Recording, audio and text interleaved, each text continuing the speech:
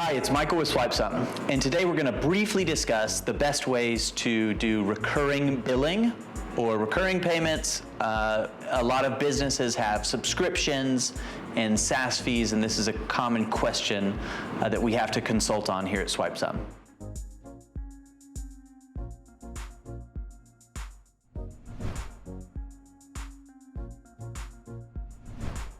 When we consult businesses that have recurring payments or their subscription services, the most important thing to consider is where is the card data going to be stored, or where is it stored now?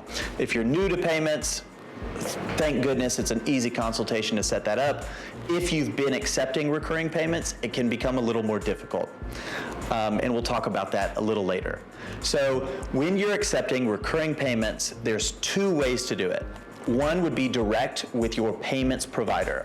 We commonly see this with Stripe, or if people have a merchant account, they're doing it out of their virtual terminal, and that could be the best solution for you. The second would be using a gateway or another third-party software that has payments plugged in to run your recurring payments.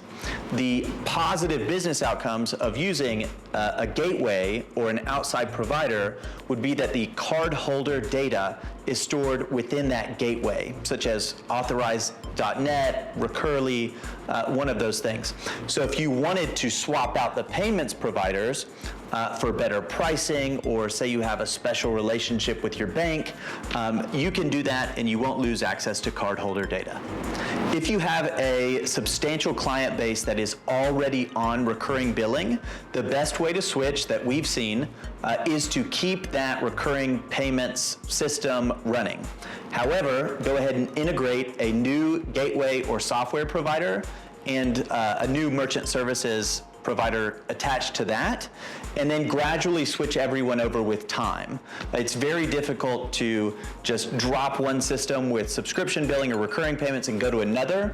However, the cost benefits of making a switch have been enormous. If you do decide to not use a virtual terminal directly tied to a provider and instead go for the gateway or software option, there will be additional costs, so you'll want to evaluate all partners when you're able to do that.